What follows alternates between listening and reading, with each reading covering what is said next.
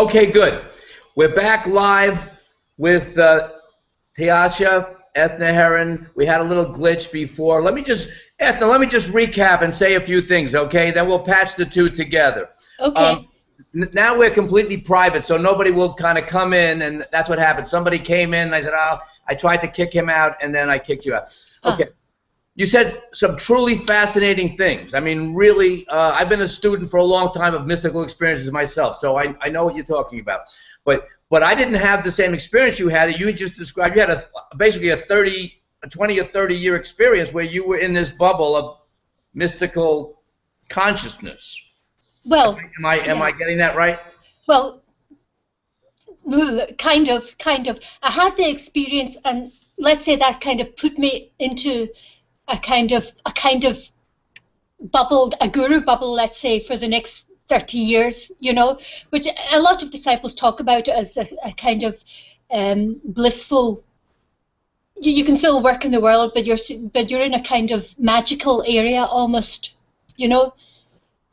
So I could always go back to that if I wasn't inspired by Guru for some reason, because often Guru wasn't inspiring, you know. Sometimes, like when his weightlifting, for example, sometimes he'd spend hours weightlifting and it was deadly boring, you know, and it wasn't inspiring at all. So in that kind of situation, I would remember my experience and that would kind of lift me again, you know. And then other times Guru was inspiring, and then I would kind of relate to Guru. So I had this kind of switch thing going on. Sometimes I was relating to him and being inspired by him, and sometimes I was being inspired by my own experience. But I saw them as two parts of the same thing. You know, one was kind of, I mean, even he used to speak about God can be either personal or impersonal.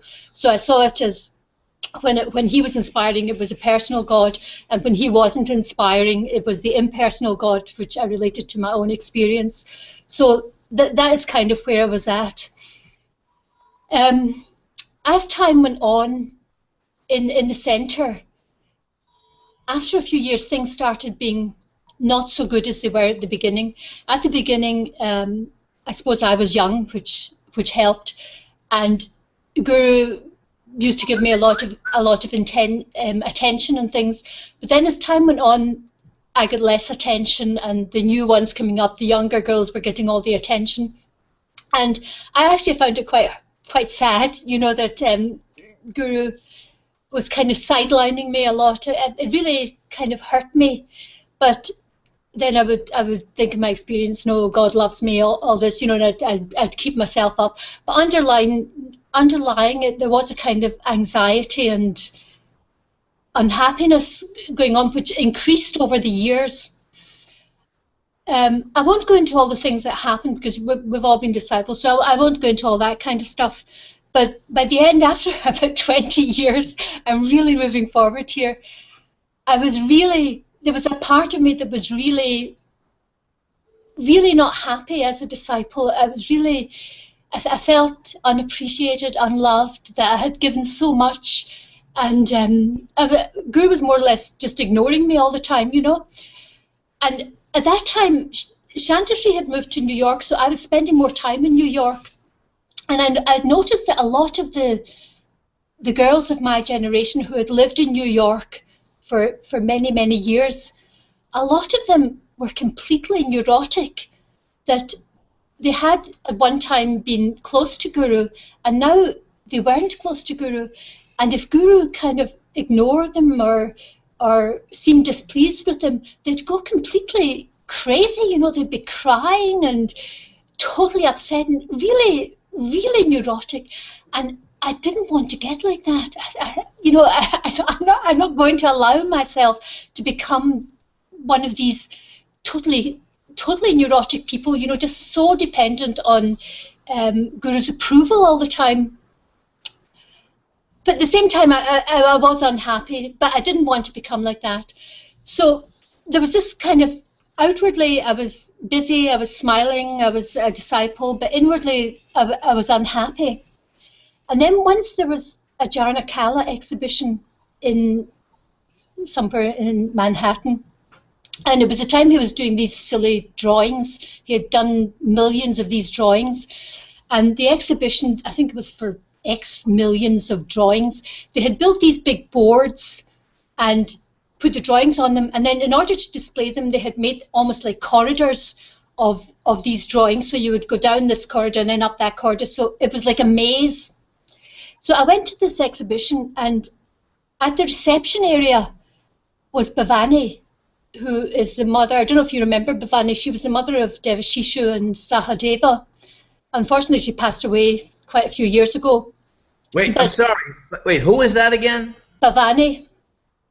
Bhavani? She might have come after your time. Yeah, I think she came. Yeah, she did. I don't recognize. 1979 or so.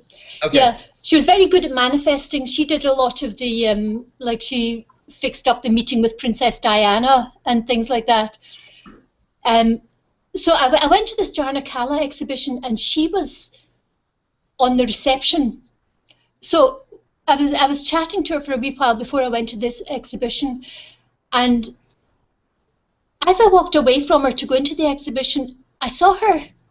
I just caught a glimpse where it was almost as if she recognized the kind of unhappiness that was going on inside me.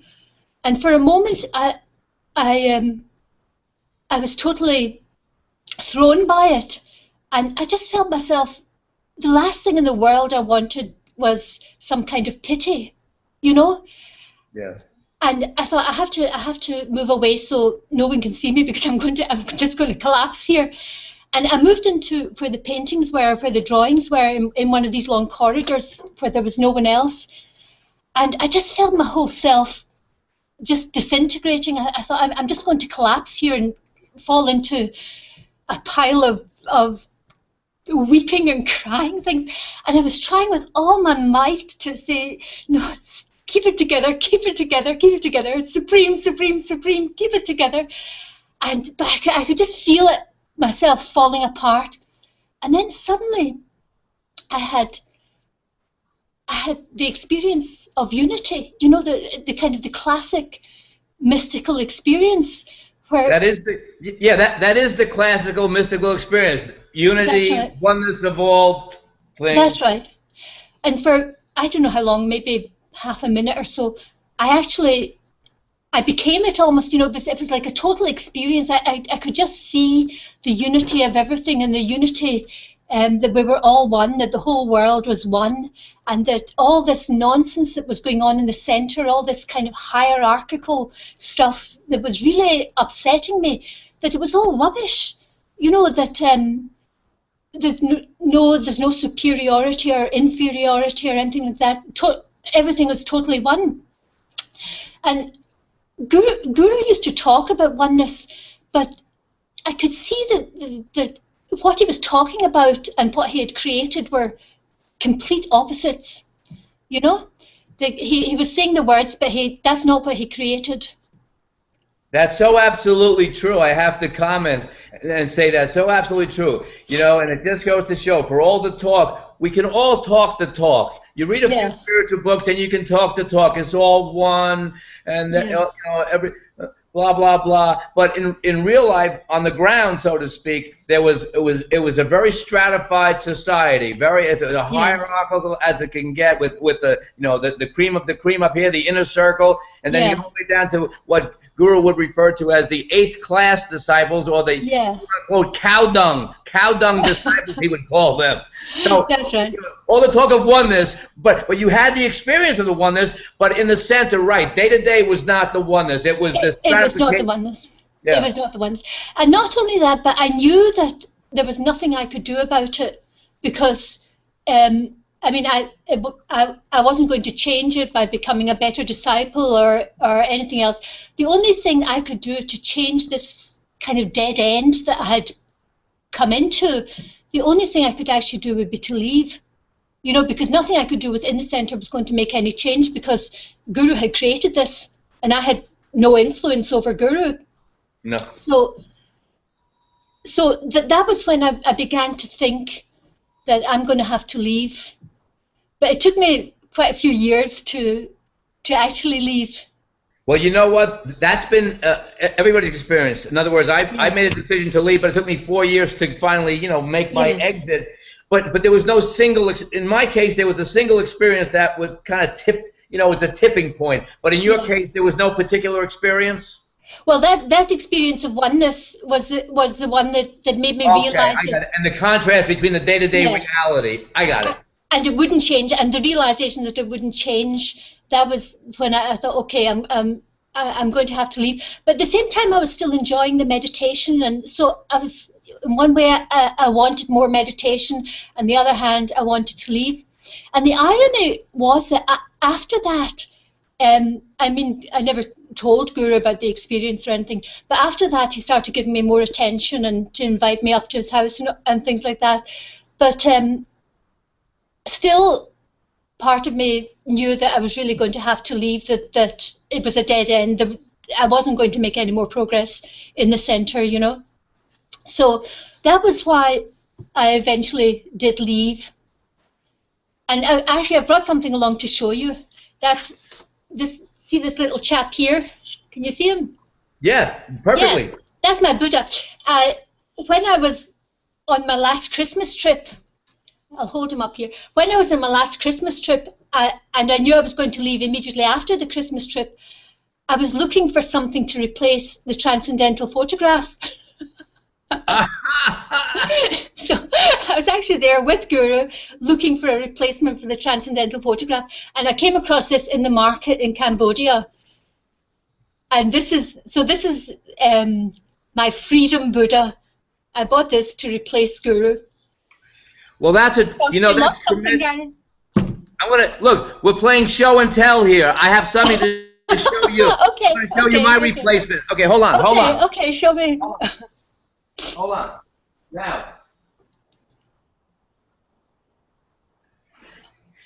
Now this is good. This is a divine version of show and tell. Okay. So you replace Guru with your Cambodian Buddha. That's right. Okay. Yeah. I replaced Guru with something I bought when I was living in Canada when I was studying Tibetan Buddhism up there, and this is. Can you see that? This is Samanta Bhadra. Samanta Bhadra and Samantra Badri. And I thought it was because you spoke about the unity. There's the yin and the yang. Look, they're in the Yabhyam position. Samanta Bhadra and Samantra Badri. The female and the male combined. Right. Okay. So that's my replace. That's my Buddhist replacement for Guru. And you know what? It's much better because with Guru, all you got was one side. You just got the Guru side. Here we have both. We have the male and we have the female in union. So we're not leaving anything out. I think in the center, what we left out was our own sexuality and humanity and a whole lot of other things, all in the interest of serving Guru. But that was incomplete. This is complete. This is complete. Yours is quite erotic. I was still. Sorry? Yours is quite erotic. I was still in the. Yeah, that's why I like it. I was still in the purity mode when I got this. He's just sitting alone. I was never in the purity mode. I tried, but it didn't work. It didn't. Well, forget about the purity thing. Oh well. There you go. There you go. Oi, oi, oi. So anyway, so that's why I eventually left. So a spiritual experience brought me in, and a spiritual experience brought me out. But then I thought, well, okay, I had this experience where I felt that God was talking to me and telling me to be in the center. How does that match up? Because once I found out what Guru was actually doing, once I started reading all the testimonies, I thought, how can that experience be real, where I felt that God was calling me to be in the center when he was a phony guru? Or not phony, I don't like that term, a phony guru, but he was a corrupt guru. So then I started trying to find out more about these experiences and, where did the experience come from? And then that has kind of guided me. Then I found a master's course on psychology of religion, which I did, and then going on to do the PhD now. So I know a little bit more than I did before. You're jumping about your seat there, Gary. What's wrong? I'm trying to. I'm trying to tell my story, and you're jumping about. No, I'm trying to get my computer up here, but let me just say, I wanted to stabilize it. It was like kind of bouncing around. Let me just say one thing, though.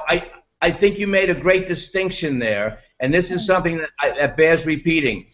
You said he wasn't a phony guru, but he was a corrupt one. I think that's very important because, no, he was not a phony guru. He was a real guru. But he was, or I should say, and he was corrupt. And that's good to keep in mind. It's not like he's some charlatan coming out of nowhere. No, he's a real, genuine guru with a lot of flaws. So anyway. Yeah. And I don't like using the term phony because it assumes that there are two kinds of gurus. There's the good one and the bad one. And I don't kind of like that description. I think it's more kind of shades, you know. Absolutely. And even what is a guru anyway, you know? I mean, all these things, everything, after I left, everything came up for questioning, you know? What is the soul? What is the heart? What is the mind? What is a guru? What is spirituality? What is God? All these things were open to question and for reassessment after coming out of the centre. And I suppose I'm still working my way through them all. You know what? Let me just say this. I think we all are. I've been out of the center for 35 years. I'm still searching. I'm still examining. I'm still looking at everything. And I think it's an ever ongoing process. I don't know that there's a time where you can say, oh, I'm finished with it. We're still in the process of making ultimate sense out of the whole thing. Yeah. I think I'm kind of, well, at the moment anyway, I kind of don't see these things as, I suppose I'm becoming less of a believer. In fact, the more I study these things, the less of a believer I become, you know. I'm with you. I'm no longer a believer. I'm an experiencer. I believe in my own experience. I don't believe what people tell me or what I read. I believe in my own direct experience. Because we were believers, and that, for me, didn't work. Yeah. Yes, well, I kind of go along with that too. So, I don't know, what am I saying? What am I saying is that during the centre, we learn different things, and even when we leave the centre, we can take those things and develop them as our own things. You know, we don't need to drop everything because we dropped guru. We don't need to drop everything. We can still take all the things we developed because that was our life, and those things belong to us, you know. So if it's our interest in these, or if it's our spiritual experiences, or whatever it is, the talents we developed, they're ours and we can still use them. I mean, one of the best things I got in the centre, I would say, is a can-do attitude. You know, in the centre, Guru would ask us to do all kinds of things that we'd never dream of doing. And as disciples, we'd think, well, we can do it because Guru said it. And I think I've kind of kept that can-do attitude, that no matter what anyone says, I'll have a bash at it and I'll have a go at it. Yeah, you know what? I totally agree with that. Absolutely. I have taken a lot of great things from the center, and that was one of them. I mean, I never would have run the New York City Marathon in a million years had I not been in the center. I would never have done a whole lot of stuff, like have the nerve to go up to Muhammad Ali's hotel room, knock on the door and say, hey, you have to meet Sri Chinmoy. You know, because I would never do anything like that. But we were empowered. We were empowered in the center to just say, hey, we're going to do it. And I've kept a lot of that too. So that's a good. Yeah, I think like the idea of me doing a PhD is one example. You know, everyone else in the university who's doing a PhD is in their 20s. and here's me, I'm probably going to be 70 by the time I finish, you know. You look great. No, and you look like you're about 50. I'm 66. I'm 66 now. Wow. But the again, that comes from Guru, from kind of clean living, you know.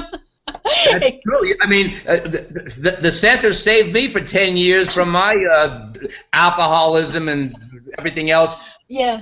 Not that I kept it that way, but that 10 years was healthy living. That was good. Yes, it was. I think if you stay too long, some people get really unhealthy, like if they burn out or they run too far, or they get really healthy. But fortunately, I don't know, maybe I don't know why, but I didn't burn out. That I was still fairly healthy when I left. And I think it's doing good things. Thank God, I am too. But you're right. A lot of people broke down physically because they ran all these ultra marathons and God knows what, and then unfortunately they were just kind of cast aside. They weren't taken care of. They weren't taken care of at all. That was one of the worst things about the center, that really you were used while you were of use, and once you weren't of use, he didn't care in the slightest about you.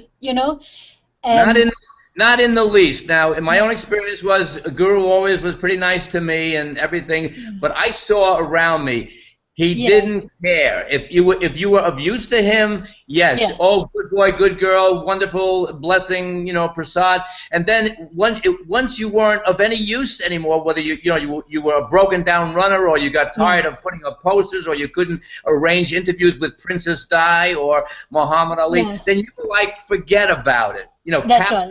Out of here. That's right. Which is really shocking. It really is disgraceful.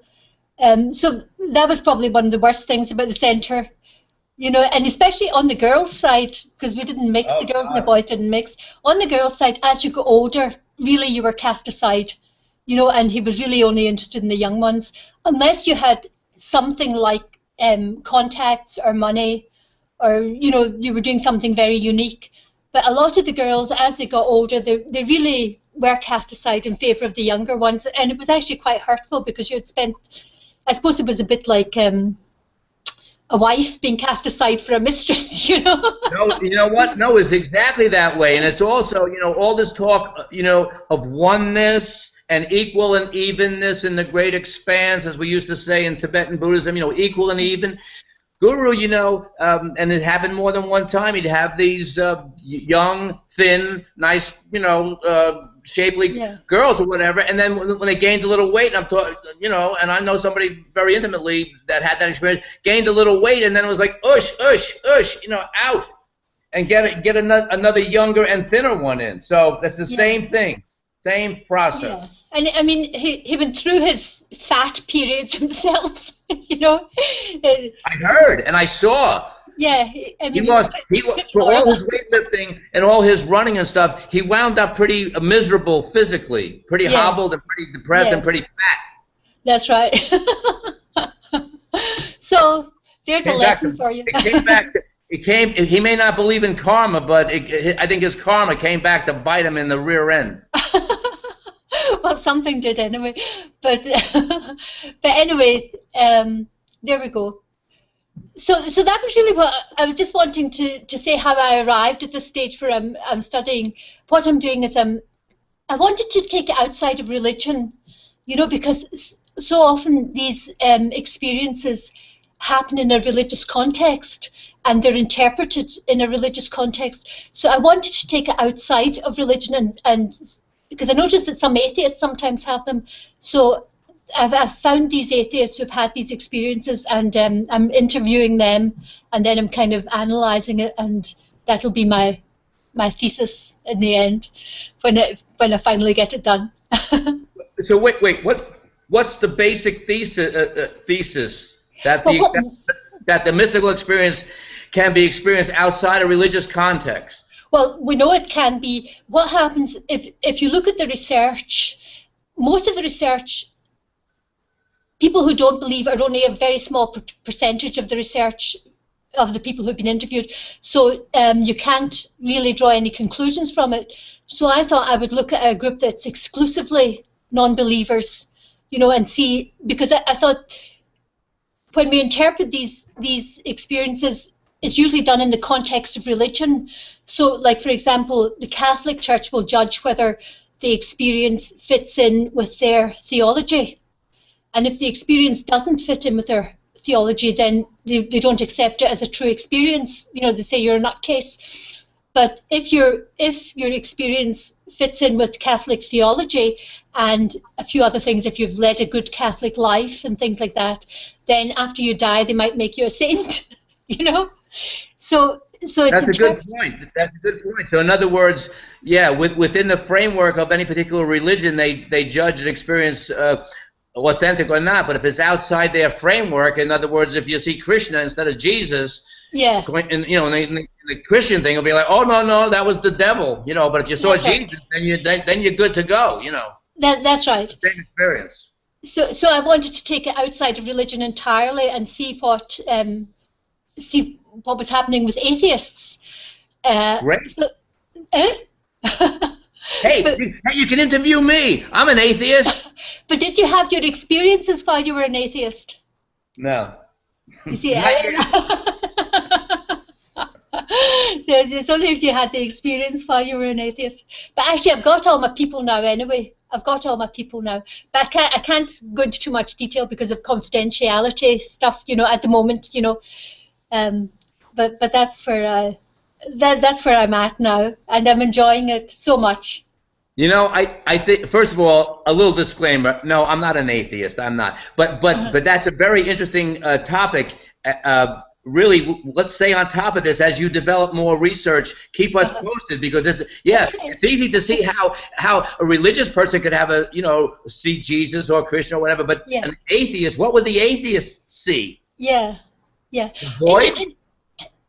Well, no, some of them, all kinds of things, but some of them actually, sometimes they've been exposed to religion, although they're atheists, they've been exposed to religion, so they have a religious one with a religious theme. But it was interesting because about quite a few, maybe about a quarter of the participants had their experience in relation to meditation. You know, that they had gone to a Buddhist meditation center to learn meditation, not to become Buddhists, but just to learn meditation, and they had their experience associated with meditation. So I thought that was quite interesting. So how close are you to completing the work you need for your PhD? I've still got quite a bit to do. I'm in the start of my third year. I'm just doing it part-time. So this year and next year will complete my third year. And then I'll have 2 more years for the write-up. So it could take another 3.5 years to do it. Okay, fascinating. But you'll be developing and issuing, I hope, reports as you go along. It's a fascinating topic, and I think Sam Harris is doing some work along these lines. That's right. Yeah. So I haven't read his book yet, but I'd quite like to read that. Yeah. I think as far as I remember, he has actually maybe he does Buddhist meditation, I think, doesn't he? And yes, I mean he comes from a Buddhist Vipassana style background, but yeah, he's exploring what you're exploring. Yes. And I have his book, and I just started it, but I haven't gotten far into it. It's fascinating. Yeah. No, it's right up your alley, I think. But he does have a Buddhist background, but now he claims to be like, if not an atheist, a non-believer type. Well, he was, like about 10 years ago or so, when the new atheists, Richard Dawkins and Daniel Dennett and people. Sam Harris was one of the four new atheists. He was absolutely atheist, and his book, I can't remember the title of it, but his book was a rant, really, particularly against Islam. But then over the years, he's kind of modified it, and he's kind of moved into meditation a bit, and he's trying to link the two between maybe a spiritual dimension, that you can be atheist and have a spiritual dimension as well. I think that's what he's saying. I think that's what he's saying in his new book. I have it here. Yeah. Why don't you say something? I'll go look for the book. Talk about your research, or let me ask you. You know what? I feel like asking you a very direct question. Okay. And that is, what is your realization or understanding at this point? Okay. That is a big one. What is my realization at this point? At this point, to be honest with you, I don't really. I'm more non-religious, non-belief. I don't believe in the soul. I don't believe in spirituality. I don't believe in religion. I don't believe in anything. But at the same time, because I have been so spiritual and religious in the past, I totally accept that other people do believe in it, and I'm not dogmatic in what I'm saying, and I know exactly where other people are coming from when they talk about these things. But for myself, I tend to see, I tend to have an evolutionary perspective on it, that we have evolved from animals, from cells, or we've evolved into the human thing. I don't see an outside maker. I don't see a creator, and I see this life as this life, and then it ends. I don't believe in reincarnation, any of that stuff anymore. But at the same time, I know a lot of people do, and I totally respect them for doing it. But I just don't. I think once you stop believing, you can't believe again. You just don't believe in it anymore. So that's where I'm at now. Well, you know what? I'm about 100% with you. So. Oh, really? Really? I'm just about 100% with you with my own quirks, but you summed it up perfectly well from my position as well. I'm not going to look for the book. I think it's called Wake Up by Sam Harris. Waking Up, it is. Waking up. Yeah, okay. Yeah. But, so what I want to also get to, unless you want to talk more about this subject, is what's coming up with this big ex-disciple event? That Ann and I are coming over to. Is it going to be in London? Well, actually, I live outside London, about 25 miles outside London, but you can get a train there quite easily from London. Yes, so this will be the third one. We've had 2 meetings in London before. Penny Santoshi, she did the first one, and then Bichika did the second one. So this will be the third one. And when is it going to be? May 10th? May the 10th is the date at the moment, and quite a lot of people have expressed interest in coming. I only have a small house, so I don't know. Well, they're not going to stay at your house, are they? No, but they'll meet in my house and eat in my house. Well, as soon as you get the dates locked in, we're gonna book flights, and we're gonna definitely make this one. Well, the 10th. I did email some of the girls who've come before, and I've not had any objections to the 10th. So I'm saying the 10th of May. The 10th of May. We're really looking forward to having you. But it occurred to me. I'll tell you what I'm thinking, Gary. What we do is we have the meetup. Basically, we all get together and we eat and we talk and we drink and we do whatever we want to, But I was thinking, if you're going to be there for a few days, we'll be there for 1 week. Okay. Well, it occurred to me, you know how you're a bit of a comedian. Yes. And I tried a bit of stand-up. I wasn't great, but I can develop it. I've got a can-do attitude towards it. And there's another guy in London who I don't know. I left before he joined. Called Martin Lee, I think he is. He's very funny. I don't know the guy, but I've seen what he's written on in our group on Facebook. He's a very funny guy. Yeah. Very funny.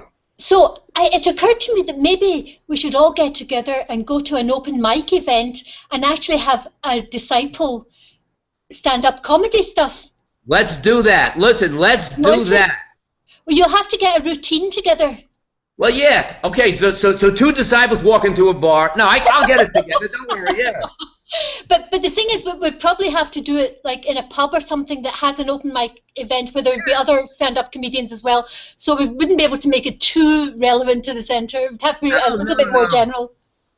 No, we can pretend we're normal people. Okay. We're good at that by now. Okay, I'm not, listen. Oh, I know. You're worried. No, I'm not going to wear my dhoti to the. No, I don't mind. I'll get punched out by the guys. Okay, but I'm going to make an open invitation now. If we did get I don't think we will, but if we got maybe 8 or 10 people, we could actually put on our own show. I know a place where we could do it. We could book the thing, sell tickets, and put on our own our own event. Feeling that, what we would do is maybe a few of us who wanted to do it, plus everyone who wanted to see it, we go to, I'd probably book it in advance, we'd go to a pub that does stand-up open mic event, and we'd all do our thing. It would be fun, wouldn't it? Listen, I can't wait for that. I'm serious. Right. Oh, good. Already, I'm thinking of ideas for my routine. I'm serious. Now, listen, this is going to be good. This is May 10th in 25 miles outside of London. We're going to do it. It's going to happen. We're going to manifest. We're going to manifest comedy, divine comedy. Yeah, we're going to manifest that there's life after Gauche. That life can be good after Gauche. That's the main message, and that's the reason I'm here, frankly. Yeah. And the reason I'm on Facebook is because I want people to know who are stuck either in the center or who are stuck outside the center and who are worried about what's going to happen. Not only is there life after Chinmoy, but there's abundant life after Chinmoy. Let me tell you something, and I'm not only speaking for myself. I know a lot of people who are having great lives. Yeah. So, join the fun is all I can. Well, I'm totally with you on that. Totally with you on that. And yeah, so let's do it. So the invitation is anyone who wants to come to just outside London on the 10th of May, great. If you consider yourself a bit of a comedian and you want to have a go at stand-up, let me know and I'll get the numbers and I'll work out a place for us to go. And we'll do it, and we can even record our acts and put them up on YouTube. We're gonna record it and put it on Facebook and YouTube. No, we're gonna put it on the Sri Chinmoy Disciple YouTube channel, just like this interview and all these other interviews are going on there, so people can come and see, hey, what does it mean to be a disciple, and what does it mean to be a post-disciple? What does it mean afterwards? It's like, do you go crawl under a rock? No, you go, you live. Yeah, absolutely, absolutely. So that's it. So folks, remember the 10th of May, you're invited. So Ethna, listen, you've been so great. I tell you, I can't wait to watch this. And here we covered a lot of ground. Now, is there anything else you want to touch on or say? I don't think so. I can't think. I should have made notes, but I can't think of anything just now. So maybe we'll just leave it at that, shall we? Yeah, you know what? I think we got a lot here. We don't want to overload it. I think there's so much here. We can always do another one down the road, but I love your idea about the stand-up thing and doing a show, the comedy show, ex-disciple comedy show on May 10th and that. I can't wait. I'm excited. I'm pumped. You charge me up. Oh, great. Charge. I'm looking forward to it. I'm looking forward to it. Give me that microphone. Okay. Listen, Ethna, I can't thank you enough. You've made my day. You have made my day. Oh, thank you, and you've made mine. So thank you. Thank you. Most enjoyable. Shanti, Shanti, Shanti. Okay, I'm gonna put this on YouTube and watch it. Okay. All right. I'll see you then. I'll see you later. Bye. Bye.